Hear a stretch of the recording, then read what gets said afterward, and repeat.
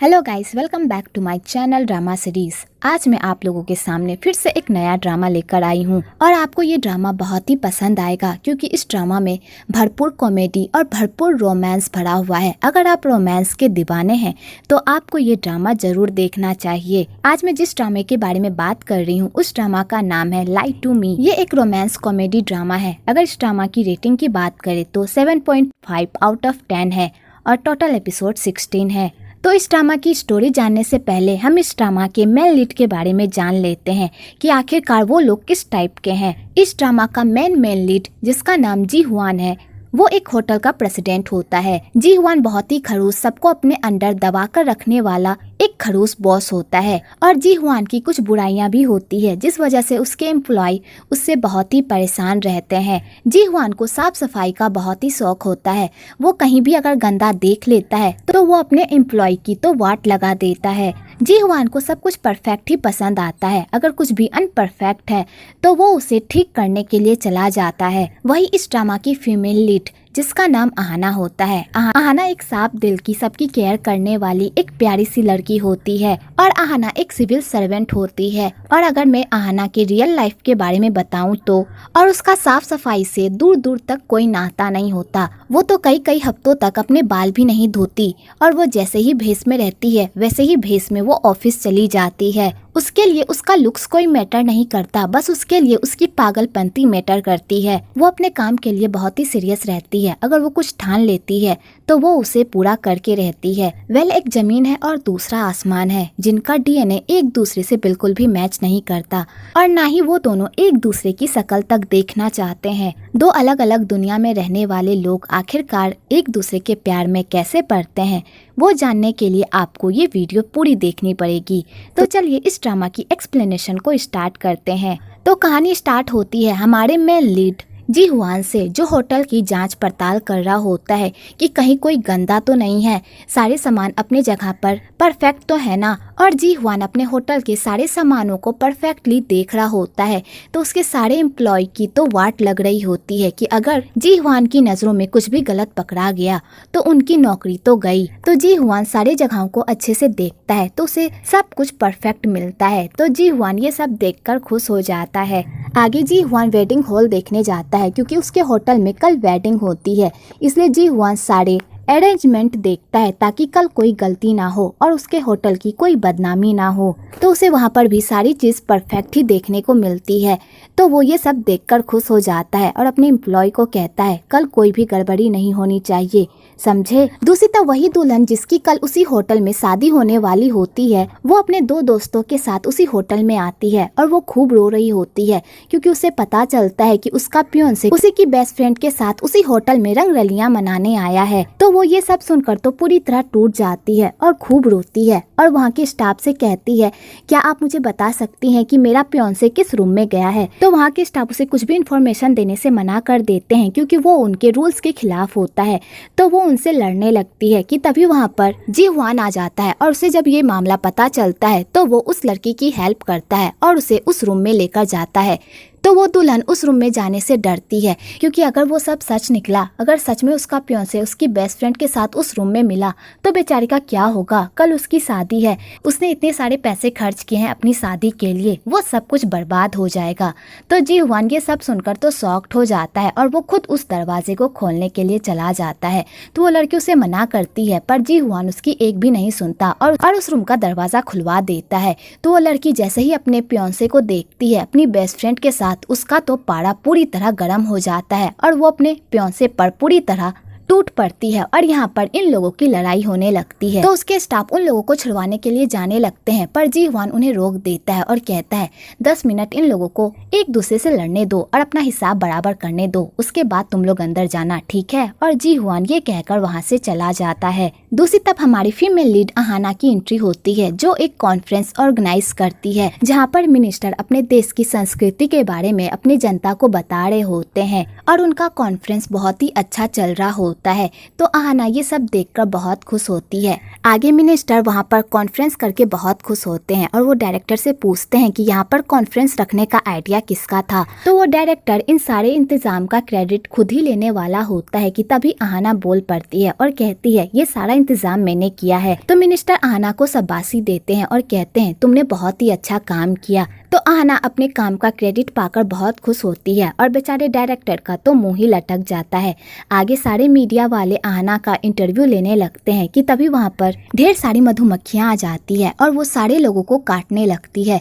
तो सारे लोग उतनी सारी मधुमक्खियों को देखकर तो पूरी तरह डर जाते हैं और सब अपनी जान बचाने के लिए इधर उधर भागने लगते हैं और इस वजह से वहाँ पर बहुत बड़ा हंगामा हो जाता है। तो बेचारी आहना ने जैसा सोचा था वैसा कुछ भी नहीं होता और बेचारी का पूरा प्लान चौपट हो जाता है और उसे भी एक मधुमक्खी काट लेती है। आगे डायरेक्टर आहना पर बहुत गुस्सा करता है कि उसने ऐसी जगह क्यों चूज की जहाँ पर इतनी सारी मधुमक्खियाँ थी। तो आहना कहती है मुझे इस बारे में कुछ भी नहीं पता था, मैंने तो अच्छी जगह चूज की थी। तो डायरेक्टर आहना की एक भी नहीं सुनता और कहता है तुम्हारी वजह से 30 लोग हॉस्पिटल में पड़े हुए हैं और तुम्हारी वजह से मिनिस्टर भी हॉस्पिटल में है। इन सब की जिम्मेदारी तुम्हें लेनी होगी और तुम्हें एक माफीनामा लिखना होगा। तो आहना कहती है इसमें मेरी क्या गलती है? क्या मैंने मधुमक्खी को निमंत्रण दिया था आओ मुझे काटो, इसमें मेरी क्या गलती है? मैं क्यों सबसे माफी मांगूं? तो डायरेक्टर कहता है ये सब तुम्हारी गलती है, इसलिए तुम्हें ही ये सब जिम्मेदारी लेनी होगी। तो आहना माफी मांगने से मना कर देती है। तो डायरेक्टर कहता है अगर तुम्हें इतनी ही प्रॉब्लम हो रही है माफी मांगने से तो रिजाइन कर दो। तो आहना भी गुस्से में कह देती है ठीक है मैं रिजाइन कर दूंगी और गुस्से से वहाँ से चली जाती है। दूसरी तरफ हमारे सेकेंड मैन लीड की एंट्री होती है जो अभी विदेश से मौज मस्ती करके कोरिया वापस आया हुआ होता है जिसका नाम सेंगी होता है और सेंगी जी हुआन का छोटा भाई होता है। तो सेंगी बार में मौज मस्ती करने जाता है क्योंकि वो एक नंबर का लड़की बाज होता है। उसे जहाँ पर भी कोई अच्छी क्यूट सी लड़की दिखती है वो उसे ही पटाने में लग जाता है। तो सेंकी को बार में उसकी एक्स लवर मिलती है और उसकी एक्स लवर उसे बताती है कि उसकी एंगेजमेंट फिक्स हो गई है और वो बहुत जल्द शादी करने वाली है। तो सेंगी कहता है ये तुमने क्या किया, तुमने मेरा इंतजार भी नहीं किया, तुमने मुझसे प्रॉमिस किया था कि तुम मेरा इंतजार करोगी।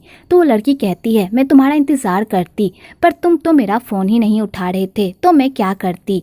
और वो लड़की सेंगी पर डोरे डालने लगती है और उसके साथ फ्लर्ट करने लगती है।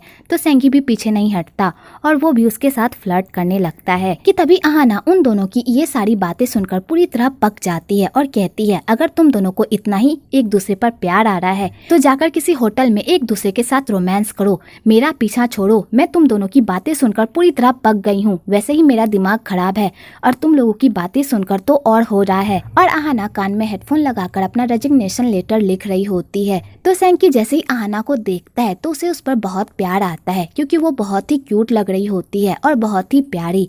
तो सेंकी आहना के पास चला जाता है और उसे पटाने की कोशिश करता है। तो आहना नशे में रहती है तो उसे पता नहीं चलता कि वो किस बेवकूफ से बात कर रही है और वो शराब के नशे में सेंकी को अपनी पूरी बात बता देती है कि आखिरकार वो इतनी दुखी क्यों है और वो क्या लिख रही है। तो सेंकी कहता है इसमें तुम्हारी क्या गलती है, तुमने थोड़ी ना मधुमक्खियों को बुलाया था। तो आहना कहती है तुम मेरी बात समझ रहे हो पर मेरा खड़ूस बॉस मेरी एक भी नहीं सुन रहा। और आहना अपना रेजिग्नेशन लेटर लिख लेती है। तो सेंकी उस रेजिग्नेशन लेटर को ले लेता है। दूसरी तरफ जी हुआन को जब पता चलता है कि सेंगी वापस आ गया है और वो बाढ़ में है तो जी हुआन सेंगी से मिलने के लिए बाहर जाता है सेंगी को ढूंढने के लिए। तो सेंगी जैसे ही जी हुआन को देखता है वो वहाँ से फरार हो जाता है। तो जी हुआन उसे ढूंढने के लिए बाहर तक जाता है पर उससे पहले ही सेंगी अपनी एक्स लवर के साथ वहाँ से गायब हो जाता है कि तभी वहाँ पर आहना भी सेंगी के पीछे पीछे आती है क्योंकि वो उसका रेजिग्नेशन लेटर लेकर भाग गया होता है। तो आहना सेंगी को खूब बुरा भला कह रही होती है। तो जी हुआन आहना से पूछता है क्या तुम सेंगी को जानती हो। तो आहना कुछ कहने ही वाली होती है कि तभी उसकी तबीयत खराब हो जाती है और वो वहीं पर बेहोश हो जाती है।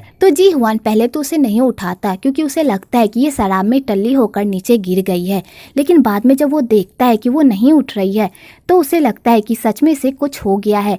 तो जी हुआन उसे हॉस्पिटल लेकर जाता है और उसका ट्रीटमेंट करवाता है और रात भर उसकी देखभाल करता है। तो जी हुआन जब आहना की देखभाल कर रहा होता है तो वो देखता है कि आहना का बटन खुला हुआ है।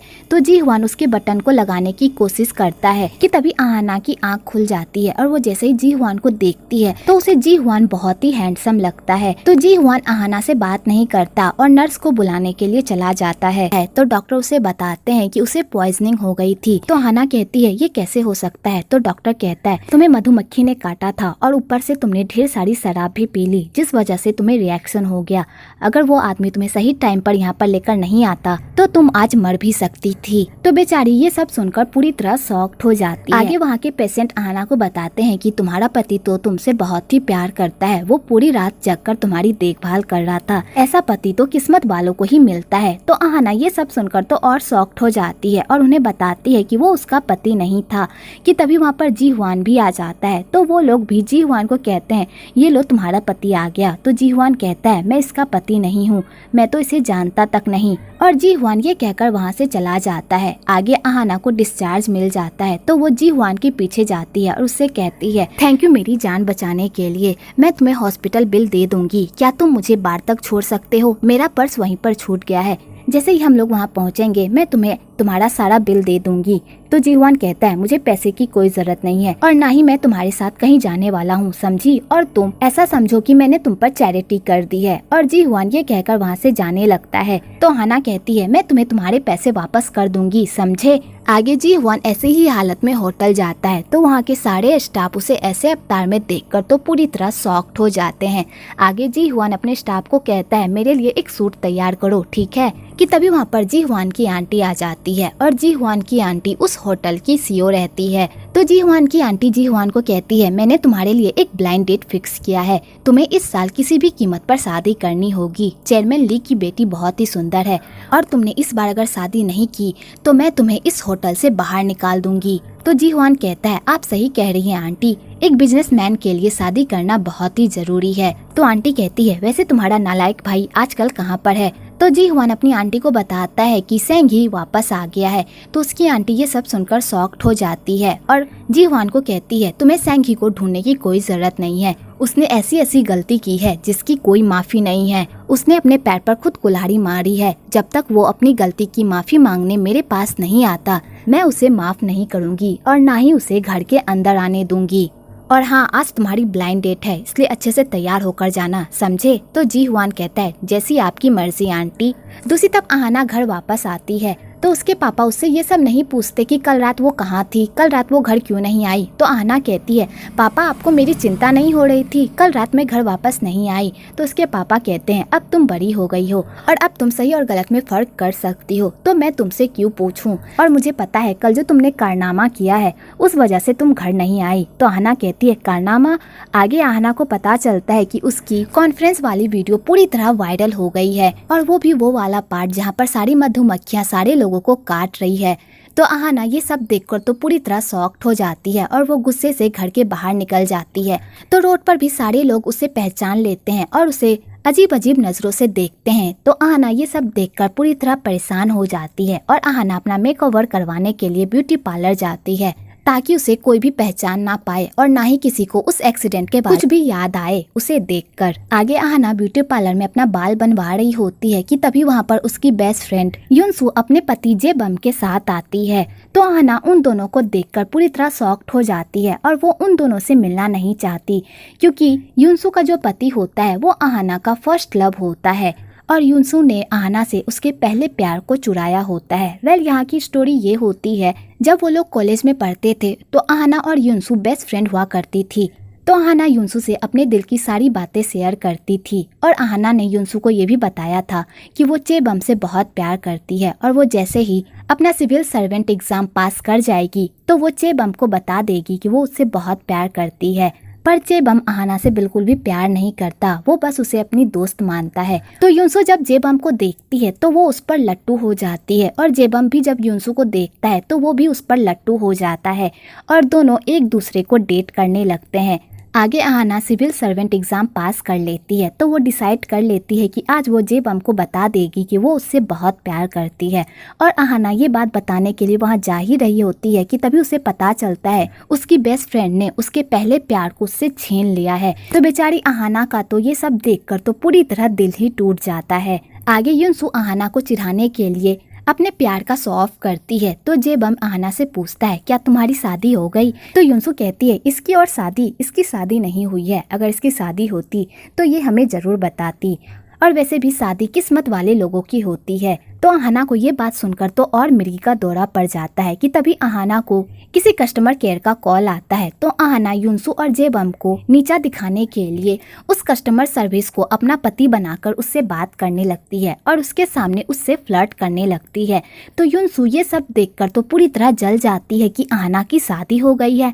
आगे आहाना उन लोगों को झूठ कहती है कि उसकी शादी हो गई है और उसका पति उससे बहुत प्यार करता है। तो वो लोग ये सुनकर तो पूरी तरह शॉक्ड ही हो जाते हैं। दूसरी तरफ जी ह्वान ब्लाइंड डेट पर जाता है तो दोनों एक दूसरे से निजी सवाल पूछते हैं। तो वो लड़की जी ह्वान से पूछती है कि उसे कैसी वाइफ चाहिए। तो जी ह्वान कहता है मुझे ऐसी वाइफ चाहिए जिसे जी ह्वान की वाइफ बनने का मतलब पता हो। मेरे ऊपर बहुत सारे लोगों की जिम्मेदारी है और मैं ऐसी वाइफ चाहता हूँ जो मेरी सारी जिम्मेदारियों में मेरा साथ निभाए और मुझे सपोर्ट करे बिना कुछ कहे। तो वो लड़की समझ जाती है कि जी ह्वान को एक हाउस वाइफ चाहिए जो उसकी सिर्फ जी हुजूरी करे और अपनी जुबान ना खोले। तो उस लड़की को भी जी ह्वान पसंद आता है और वो दोनों एक दूसरे से मिलकर काफी खुश होते हैं। इधर आहाना को नींद नहीं आ रही होती है क्योंकि इसने इतना बड़ा झूठ बोला हुआ होता है कि उसकी शादी हो गई है। तो बेचारी आहाना भी क्या करती, उसकी चुड़ैल दोस्त उसे नीचा दिखाने का एक मौका नहीं छोड़ रही होती है। तो उसे अपनी इज्जत बचाने के लिए झूठ बोलना पड़ता है और बेचारी आहाना यही बात सोच सोच कर खूब रोती है। अगली सुबह आहाना जी ह्वान से मिलने के लिए उसके होटल जाती है और वहाँ के स्टाफ को वो पैसे देती है ताकि वो जी ह्वान को दे दे, पर वहाँ के स्टाफ वो पैसे लेने से मना कर देते हैं क्योंकि वो ऐसे कैसे किसी से पैसे नहीं ले सकते। तो इसलिए वो आहाना को कहती है अगर आप पैसे रिटर्न करना चाहती हैं तो आप पर्सनली मिलकर उनसे रिटर्न कर दीजिए। तो आहाना कहती है मैं उनसे नहीं मिलना चाहती, प्लीज आप रिटर्न कर दीजिए, और वैसे भी मैं उन्हें कहाँ ढूंढूंगी। तो वहाँ का एक स्टाफ कहता है अभी भी जी ह्वान सर होटल में ही है, आप उनसे वहाँ जाकर मिल सकती हैं। तो बेचारी आहाना का तो जी ह्वान से मिलने का मन नहीं होता, पर वो किसी का भी कर्जा अपने ऊपर नहीं रखना चाहती, तो इसलिए वो जी ह्वान से मिलने के लिए जाती है। तो जी ह्वान जैसे ही आहाना को देखता है तो वो स्माइल करता है। तो आहाना को लगता है कि जी ह्वान उसे स्माइल दे रहा है और उसे हाय कह रहा है। तो आहाना भी उसे हाय कहती है, लेकिन बाद में उसे पता चलता है वो तो अपनी ब्लाइंड डेट गर्ल को हाय कह रहा है। तो बेचारी आहाना का तो मुंह ही उतर जाता है। आगे आहाना साइड में बैठकर उन दोनों के बात खत्म होने तक का इंतजार करती है ताकि वो जी ह्वान को पैसे दे और वहाँ से जाए, पर उन दोनों की बात खत्म ही नहीं होती कि तभी आहाना को वॉशरूम लग जाती है। पर आहाना वॉशरूम नहीं जाती क्योंकि अगर वो वॉशरूम चली गई और जी ह्वान इस चक्कर में चला गया तो, और आहाना उन दोनों के बात खत्म करने का वेट करती है और चोरी छुपे उन दोनों को देखती भी है, और इसी चक्कर में वो कुर्सी से नीचे गिर जाती है और उस पर जूस गिर जाता है। तो वो शर्म के मारे उठ भी नहीं पाती और बेहोश होने का नाटक करती है। तो जी ह्वान जब उसे देखता है तो वो समझ जाता है कि वो नाटक कर रही है। तो जी ह्वान उसे अपनी गोदी में उठाकर होटल रूम में लेकर जाता है और उसे जाकर बेड पर पटक देता है और कहता है अब नाटक करना बंद करो, मुझे पता है कि तुम नाटक कर रही हो।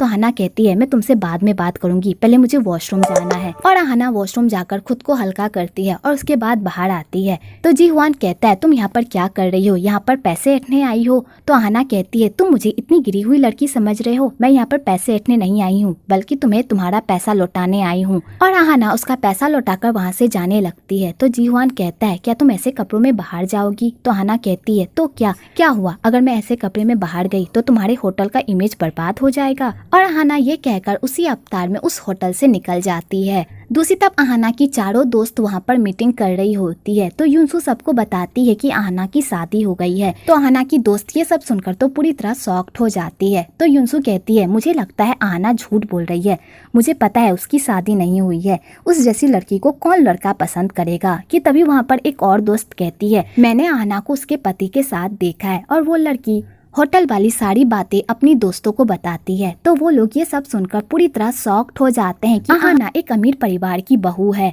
तो युनसू ये सब सुनकर तो पूरी तरह जल के भून ही जाती है कि आहाना को इतना अच्छा परिवार और इतना अच्छा लड़का कैसे मिल सकता है। आगे ये बात आग की तरह पूरे देश में फैल जाती है और सबको ये बात पता चल जाती है कि आहाना की शादी जी ह्वान से हुई है। आगे जी ह्वान की ब्लाइंड डेट गर्ल उससे मिलने आती है। तो जी ह्वान उससे बात करने की कोशिश करता है पर वो उसे इग्नोर करती है। तो जी ह्वान कहता है तुम्हें क्या हुआ, क्या मैंने कोई गलती कर दी? तो वो लड़की कहती है तुम पहले से शादीशुदा हो और तुमने मुझसे ये बात छुपाई।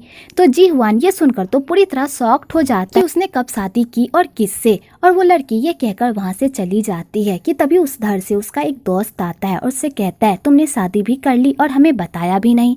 तो जी हुआन कहता है मैंने कब शादी की और किससे। तो उसका दोस्त कहता है अब झूठ बोलना बंद करो, पूरे शहर को पता है कि तुम्हारी शादी हो गई है। तो जी हुआन ये सुनकर तो पूरी तरह शॉक्ड हो जाता है और अहाना की सारी चुड़ैल दोस्त पूरे शहर में ये अफवाह फैला देती है कि अहाना और जी हुआन की शादी हो गई है। आगे जी हुआन जब होटल आता है तो होटल में सारे लोग उसकी शादी की ही बात कर रहे होते हैं। तो जी हुआन अपनी शादी की बात सुनकर तो पूरी तरह पक जाता है, क्योंकि जब उसने शादी ही नहीं की तो वो लोग किस सीक्रेट शादी की गॉसिप कर रहे हैं। और बेचारा जी हुआन यही सोच सोचकर पूरी तरह पगला रहा होता है। तो पार्क-होन कहता है सर क्या सच में आपने शादी कर ली है और हमें बताया भी नहीं।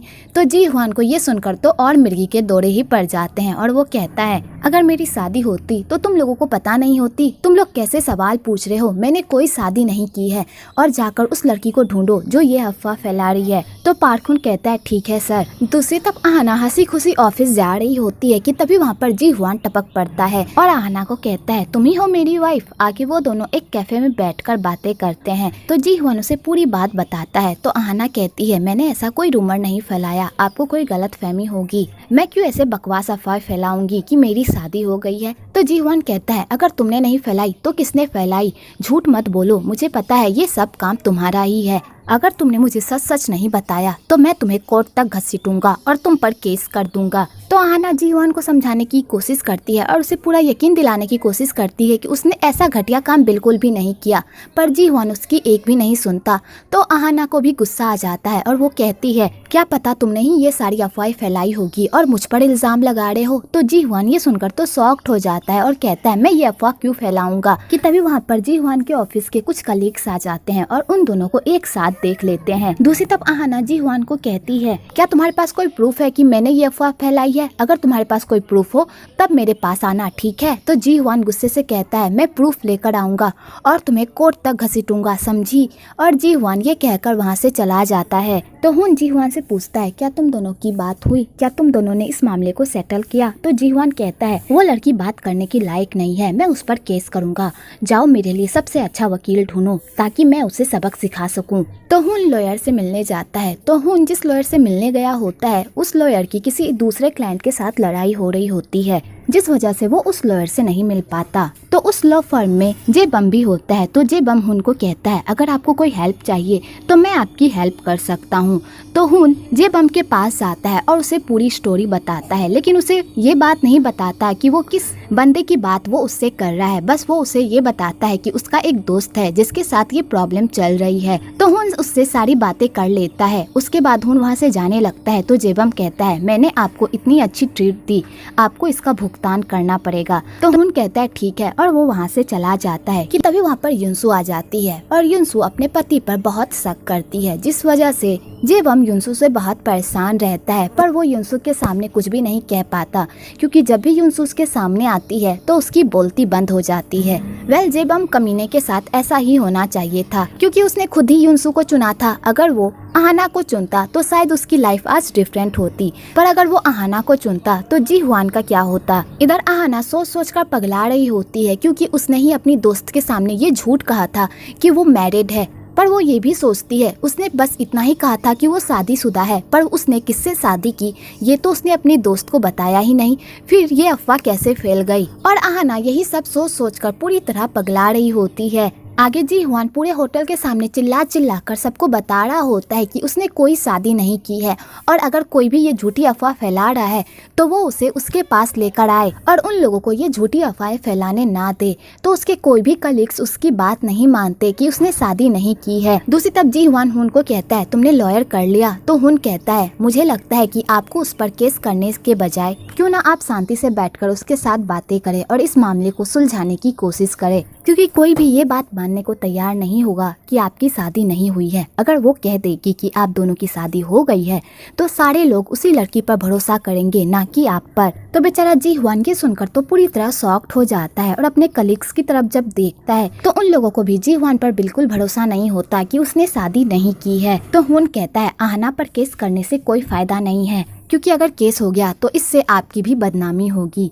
तो जी हुआन कहता है ठीक है, मैं उससे बात करने की कोशिश करूंगा, लेकिन वो बात थोड़ी करती है, वो बस काटने को दौड़ती है। तो बेचारा जी हुआन आहाना से बात करने की कोशिश करता है और उसे कॉल भी करता है, पर आहाना उसके कॉल को नहीं उठाती और उसे इग्नोर करती है, क्योंकि उसे डर लग रहा होता है कि अगर जी हुआन को उसके खिलाफ सबूत मिल गया तो उसकी तो वाट लग जाएगी। आगे जी हुआन आहाना से मिलने के लिए उसके ऑफिस जाता है। तो आहाना ऑफिस से निकल रही होती है और वो जैसे ही जी हुआन को देखती है तो वो पूरी तरह शॉक्ड हो जाती है और उससे छिपने की कोशिश करती है, पर बेचारी जी हुआन से छुप नहीं पाती कि तभी वहाँ पर मिनिस्टर आ जाता है और आहाना उनसे नहीं छुप पाती। तो बेचारी आहाना को मिनिस्टर से बात करनी पड़ती है और आहाना उस कॉन्फ्रेंस वाले दिन के लिए मिनिस्टर से माफी भी मांगती है और मिनिस्टर से एक प्रोजेक्ट को लेकर बातें करने लगती है। तो मिनिस्टर को आहाना का प्रोजेक्ट अच्छा लगने लगता है और आहाना मिनिस्टर से बात करते करते वहाँ से पतली गली से निकल जाती है और जी हुआन आहाना के पास नहीं आ पाता क्योंकि वो मिनिस्टर से बात कर रही होती है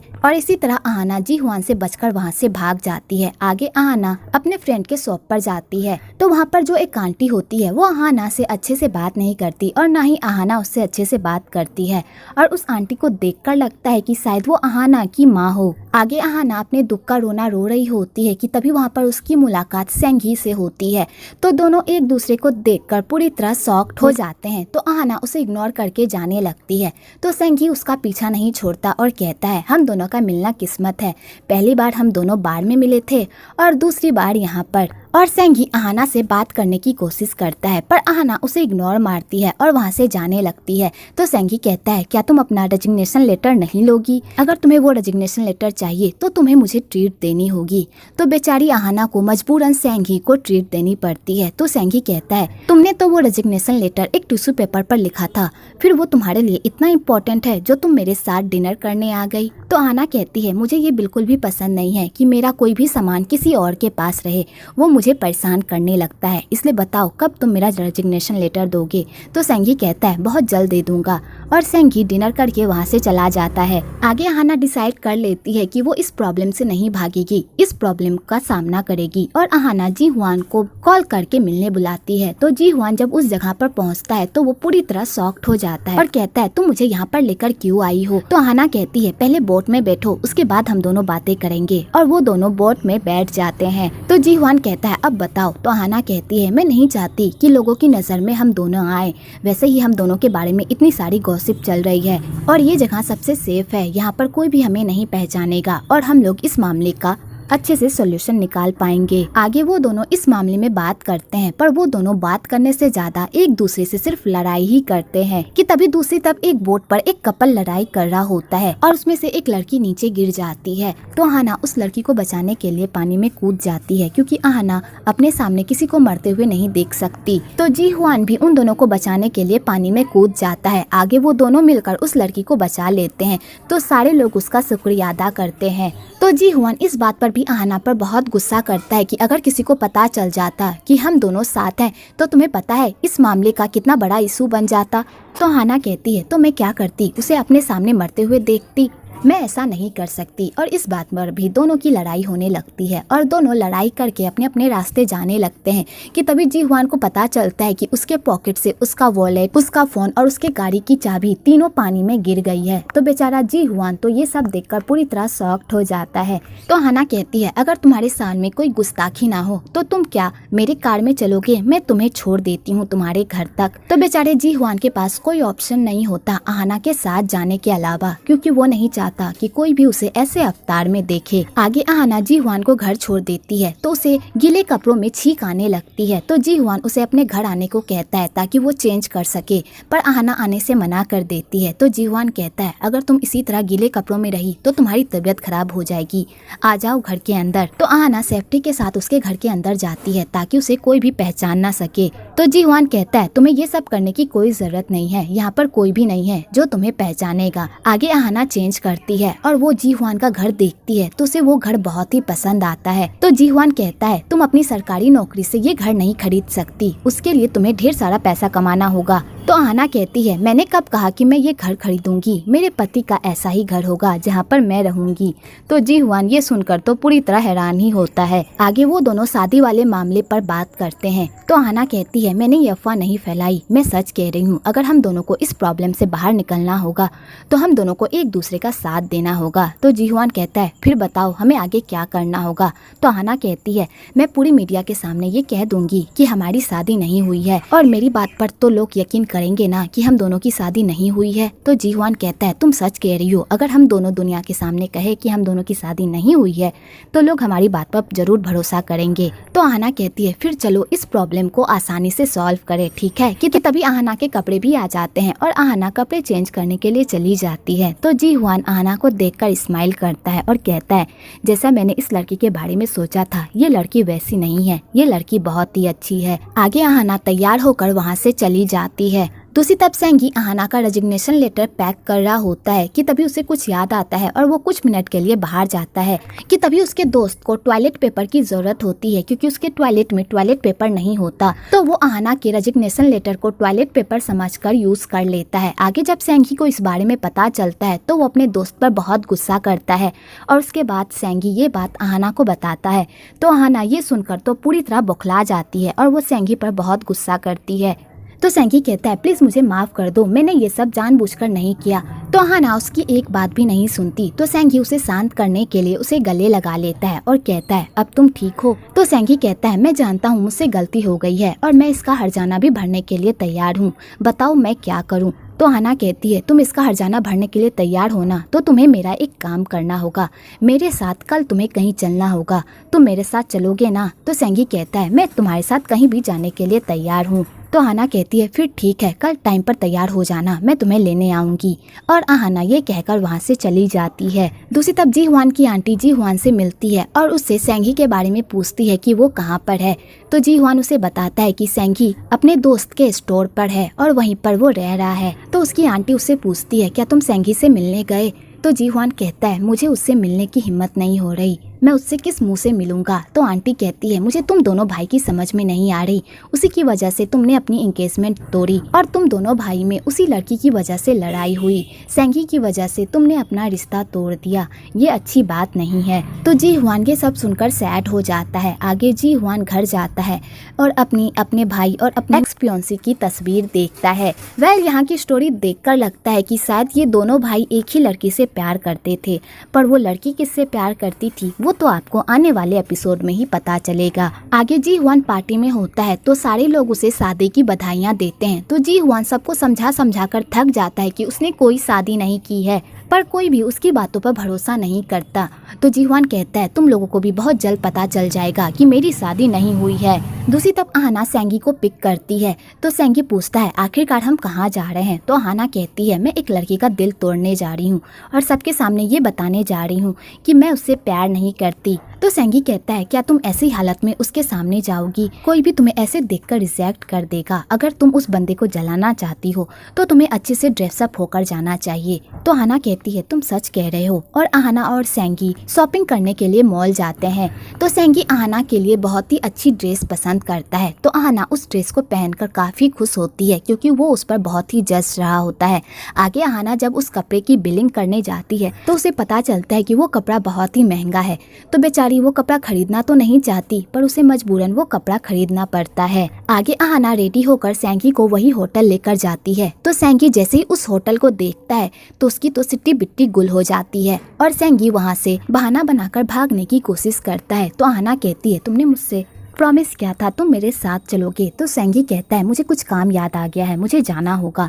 तो बेचारी आहना को अकेले ही जाना पड़ता है कि तभी वहाँ पर सेंगी आ जाता है। तो आहना कहती है तुम्हें तो कुछ काम था, तुम जा रहे थे, फिर तुम वापस क्यों आए। तो सेंगी कहता है जब मैं यहाँ पर आ ही गया हूँ तो मैं अपना प्रॉमिस जरूर निभाऊंगा। आगे सेंगी छुपते छुपाते होटल के अंदर जाता है तो उसे वहाँ जाकर पता चलता है आहना जिस पार्टी के अंदर जा रही है वो पार्टी किसी और का नहीं बल्कि जी ह्यूंग का है। तो सेंगी जैसे जी हुआन का नाम सुनता है तो वो छुपते छुपाते वहाँ से भाग जाता है। तो आहना उसे पकड़ने की बहुत कोशिश करती है पर वो उसके हाथ नहीं लगता और सेंगी दुम दबाकर वहाँ से भाग जाता है। इधर जी हुआन आहना का वेट कर रहा होता है ताकि वो सबके सामने ये अनाउंस कर सके कि उन दोनों की शादी नहीं हुई है। तो जी हुआन हुन को कॉल करता है और उससे पूछता है कि आहना कहाँ पर है। तो हुन कहता है आहना कुछ देर पहले यहीं पर थी पर वो किसी बंदे के पीछे भाग गई है। तो जी हुआन ये सुनकर शॉक्ड हो जाता है। दूसरी तरफ आहना परेशान होकर वॉशरूम जाती है तो वहाँ पर उसकी मुलाकात युनसू से होती है क्योंकि युनसू भी उस होटल में अपने पति जे बम के साथ आई हुई होती है। तो युनसू आहना से पूछती है तुम यहाँ पर किसके साथ आई हो। तो आहना भी उसे झूठ कहती है मैं किसके साथ आऊंगी, अपने पति के साथ आई हूँ। तो युनसू कहती है झूठ बोलना बंद करो, मुझे तुम्हारी सारी सच्चाई पता है, तुम्हारी कोई शादी नहीं हुई है। मुझे पता ही था तुम्हें कभी भी मुझसे अच्छा लड़का नहीं मिल सकता, तुम्हारी किस्मत में तो गैर गुजरल लड़का ही लिखा हुआ है, तुम्हें कभी भी कोई हैंडसम लड़का नहीं मिल सकता। तो आहना को इस बात पर बहुत गुस्सा आता है और वो कहती है मुझे हैंडसम लड़का क्यों नहीं मिल सकता, आखिरकार मुझ में कमी ही क्या है। तो युनसू कहती है तुम्हें क्या लगता है जे बम ने तुम्हें छोड़कर मुझे एक्सेप्ट क्यों किया, क्योंकि तुम उसे इरिटेट करती थी, वो तुमसे नफरत करता था, तुम हमेशा उसके चारों तरफ घूमते रहती थी और यही बात उसे इरिटेट करती थी। तुम्हें लगता है जब मुझे पता चला कि तुम जे बम से प्यार करती हो तब मैंने उसे अपने जाल में फंसा था, ऐसा बिल्कुल भी नहीं है, हम दोनों का चक्कर इससे भी पहले से चल रहा था, बस मैं तुम्हारे सिविल सर्वेंट के एग्जाम को पास होने तक का वेट कर रही थी ताकि तुम बिना किसी परेशानी के अपना एग्जाम पास कर सको। और युनसू आहना को खूब खड़ी खोटी सुनाती है और उसे खड़ी खोटी सुनाकर बाहर निकलती है। तो आहना भी बाहर आती है तो जेबम कहता है आहना तुम भी यहाँ पर हो। तो युनसू जेबम को डांटती है कि वो आहना से क्यों बात कर रहा है और युनसू अपने पति को वहाँ से लेकर चली जाती है कि तभी वहाँ पर जी हुआन भी आ जाता है और वो आहना को देखकर बहुत खुश होता है क्योंकि वो जानता है कि आज आहना सबके सामने ये क्लियर कर देगी कि उन दोनों की शादी नहीं हुई है। दूसरी तरफ आहना युनसू की बातों को सोचकर बहुत ही बुरा फील कर रही होती है कि कोई भी उसे इस तरह ह्यूमिलेट कैसे कर सकता है। तो आहना युनसू को सबक सिखाने के लिए जी हुआन को सबके सामने कहती है मेरी जान में आ गई। तो युनसू जैसे ही आहना के मुंह से हनी सुनती है तो उसके पैरों तले तो जमीन ही खिसक जाती है और उसे बिलीव नहीं होता कि आहना की शादी सच में जे हुआन से हो गई है। इधर जब जे हुआन आहना के मुंह से ऐसी बातें सुनता है उसकी तो पूरी दुनिया ही उलट पुलट हो जाती है। और यहीं पर पार्ट 2 खत्म होता है। अगर आपको ये वीडियो अच्छी लगी हो तो एक लाइक जरूर करें और मेरे चैनल को सब्सक्राइब करना बिल्कुल ना भूले।